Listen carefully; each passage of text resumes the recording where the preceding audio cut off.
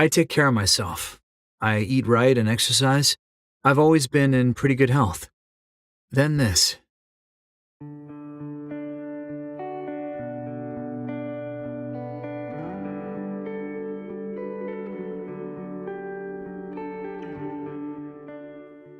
If Dad had been in our lives, and if I had known about his disease, I don't know if I would have started a family. Now my children might have it.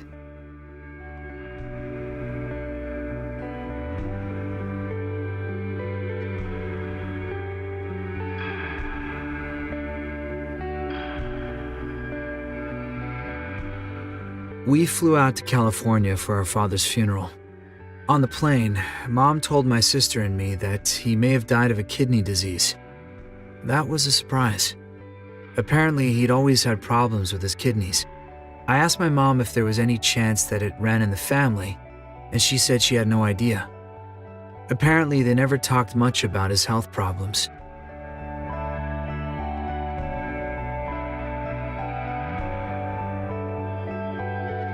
But then I got to thinking about my own life. My high blood pressure, my nagging pains in my sides. Was it kidney disease? Maybe a month after the funeral, my brother Chris calls me. I could hear something in his voice just from the way he said hello. He told me what he had learned about this disease, that it's genetic, and that it runs in our family.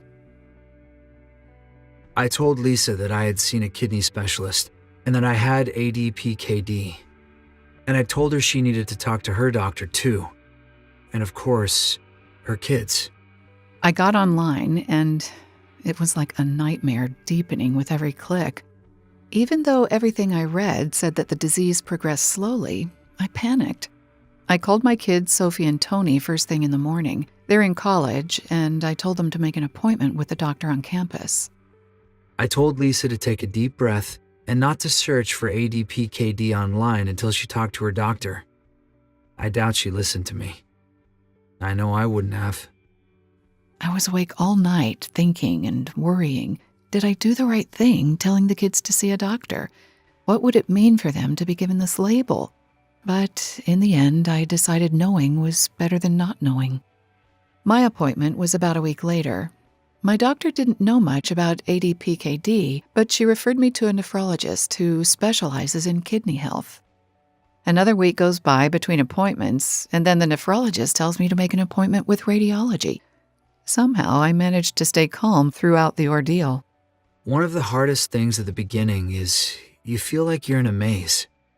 You're told you have to make another appointment with another doctor and wait another week for tests. It's hard to get straight answers from anyone. The whole thing takes weeks, but you have to keep at it. The biggest mistake you can make is to ignore it and hope it goes away. It won't. When my daughter Sophie's results came back clear, we were so relieved. But a couple days later, I found out I had cysts, and then it was another few days before we found out about Tony.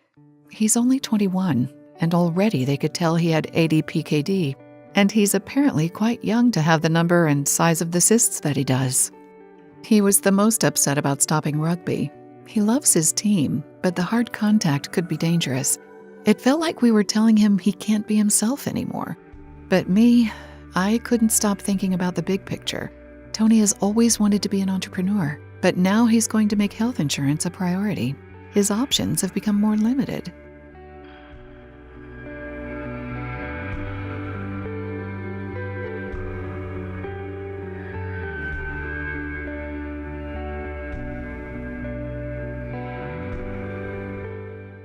Even though our world has been turned upside down, we don't look sick. I called Tony and told him that we'd sort this out together.